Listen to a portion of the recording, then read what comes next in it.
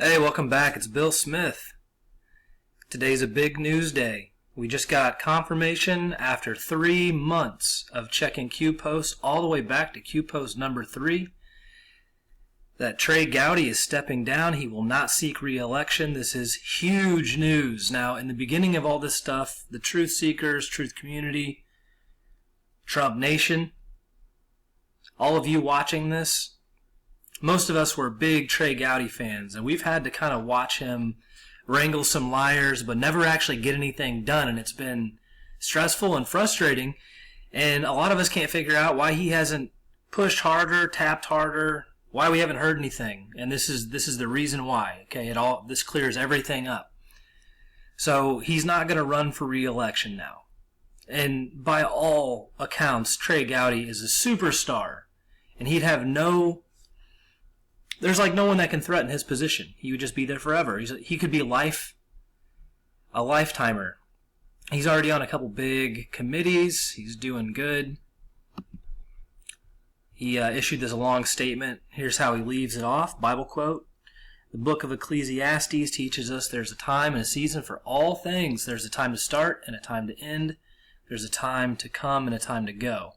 This is the right time for me to leave politics and listen to this one, and return to the justice system. Now, if you don't know about this, Trey Gowdy was like some rock star prosecutor. That's why he does really good in these hearings. It's all over the news today. It's the biggest news. This is What Finger. They got it top of their list too, but they also got this other thing talking about Andy McCabe sitting on these Wiener laptops connected to Huma Abedin. Now, this is important because we're going to go back and look at the Q post. This is Q post number 3. Now, a lot of us weren't around for this. And right here, I'm going to cover a couple things just in case you missed them. Right there, number 2, line number 2, it finally came out that Rod Rosenstein and Bob Mueller were key players in the uranium scandal. And why do you think POTUS met Bob under the cover of the FBI director interview? People have been talking about this. He had that interview. He flipped them. He said, here's what I'm about to indict you with. Get on board and get a pardon, or stand in my way and face Guantanamo Bay. And, here we are a year later. So Rod Rosenstein, I commented on him in the last video. He's pretty prominent in the last Q posts. But I'm going to come down here to the answers section right down here. And there it is right there. Gowdy comments on Comey. History will. So the answer to this question in this original Q post was perhaps Gowdy has been told the full picture at this point and felt like in the end, Comey would be viewed as doing the right thing, working with President Trump to help drain the swamp. Now, I don't know about that one now. Based on what we've been looking at, my previous videos on Comey, it looks like Q's kind of not happy with Comey, and a lot of stuff's been going down in the last week. Now, I mentioned other stuff about McCabe sitting on that Wiener laptop because here we go. We got Q post number 3 talking about following Huma.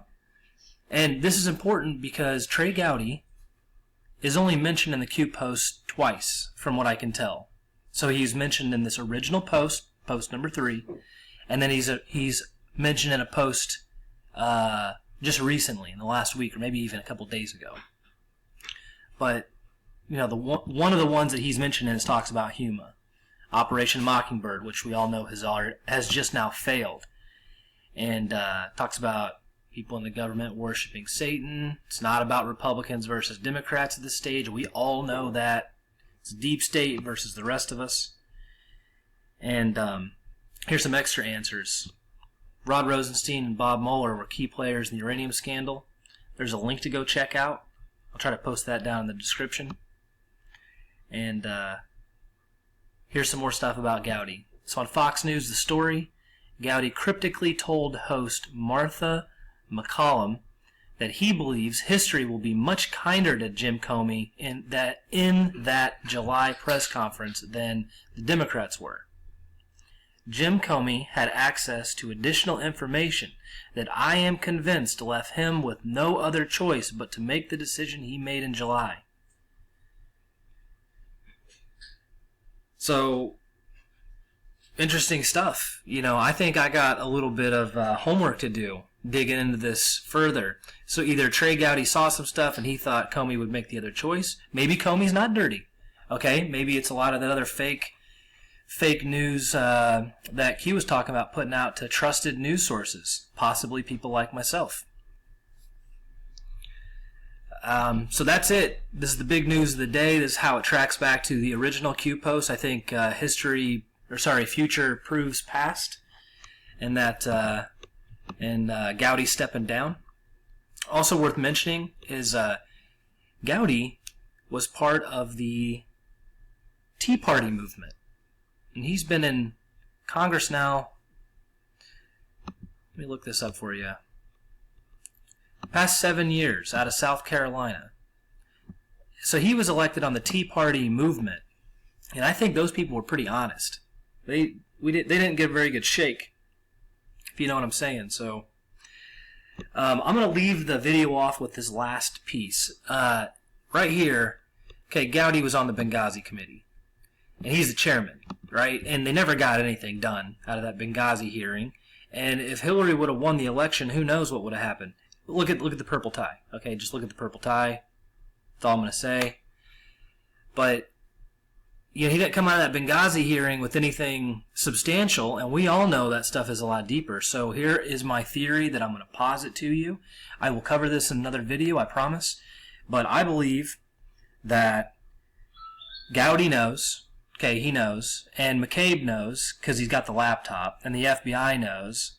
And at the bottom of all this stuff, you got Huma Abedin, which is Hillary Clinton's biggest supporter, and you got the Q post talking about the Muslim Brotherhood being given the Western society, basically. That's where all the Owl Lead stuff went, why they were so powerful. At the end of this, you're going to hear that Ambassador Chris Stevens, over there in Benghazi, was assassinated. It was a targeted hit. We had something to do with it. We helped them. We trained the rebels. We supported their rebel forces over there. And it was a hit by Obama on Ambassador Stevens because I believe he had tapes, unbacked up tapes, quote unquote, that showed that Obama and the Muslim Brotherhood were funding the Palestinians, I bet, and they were funding Hamas. And there's probably some stuff in there about ISIS, but I bet it's got to do more with the Muslim Brotherhood and Hamas inside of the Palestinian era. And I think this all ties in to what's going on in Israel right now. And if you haven't heard much about Israel, there's like protests. Netanyahu is under a lot of stress right now to step down. People are after his head. And, I'm fairly neutral on Israel. I'm pro-neutral on one hand. I don't like double standards on the other, so I have to grapple with that. But, Israel right now is really trying to defend themselves from Soros's open border society, leftist ideology, civil rights, racial stuff. I mean, things that I thought were good in our country, we say it's good. He's using it to tear them down, which he pretty much used to tear down the United States as well. So I see Soros going after Israel. I see this all tying back. I see big news breaking on Gowdy. I see this tied back to the Benghazi stuff. Wow, is all I got to say. I think there's a lot more here to dig. I'm going to keep digging, but for now, that's my video. Hope you liked it. Please like and subscribe. Share this out if you can. Keep your eyes open. Lots of good content on its way, I'm sure.